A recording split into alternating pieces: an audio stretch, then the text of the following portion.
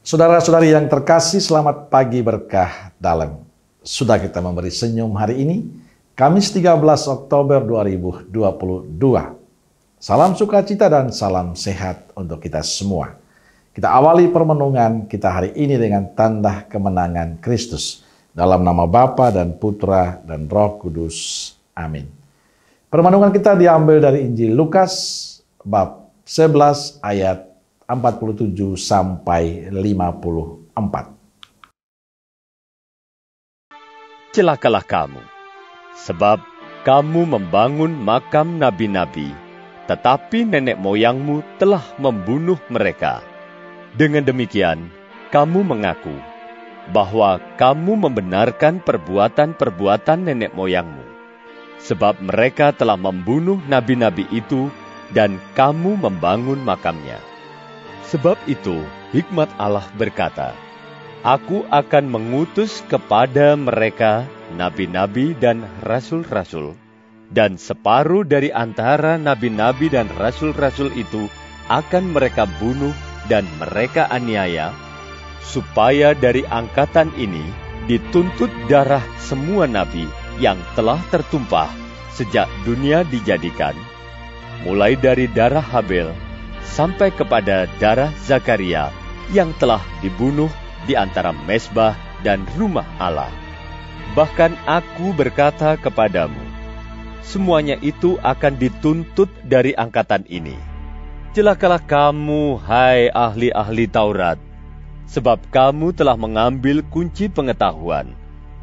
Kamu sendiri tidak masuk ke dalam, dan orang yang berusaha untuk masuk ke dalam, kamu halang-halangi.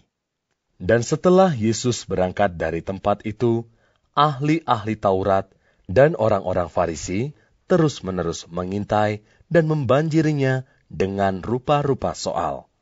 Untuk itu, mereka berusaha memancingnya, supaya mereka dapat menangkapnya berdasarkan sesuatu yang diucapkannya.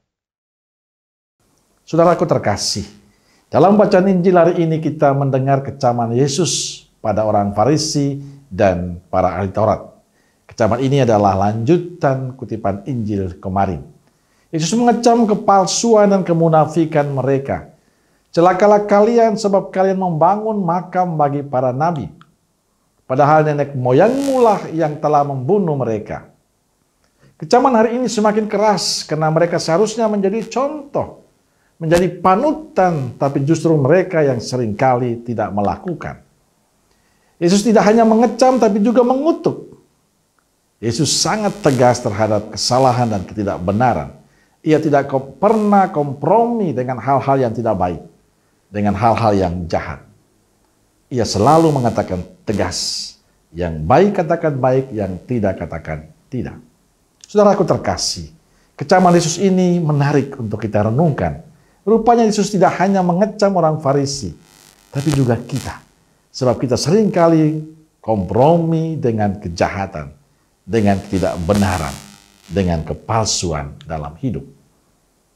Maka sabda Tuhan hari ini mengajak kita untuk memperbaharui diri kita, menata hidup kita, memperbaiki sikap dan cara hidup kita. Diharapkan kita berani menolak ketidakbenaran dalam kehidupan kita. Kita tidak kompromi dengan kejahatan. Memang tidak mudah. Banyak dari kita yang berkompromi pada hal-hal yang tidak benar. Bahkan merasa nyaman dengan ketidakbenaran itu. Malah jujur sesuatu yang aneh. Orang merasa risih karena kejujuran. Merasa tidak damai. Maka butuh keberanian dan kesiapan kita untuk menghidupi cara hidup Yesus. Mungkin saudaraku terkasih kita akan ditolak dan dianggap aneh. Tapi itulah yang Yesus butuhkan dalam kehidupan kita. Berani berkata tidak pada sesuatu yang tidak benar.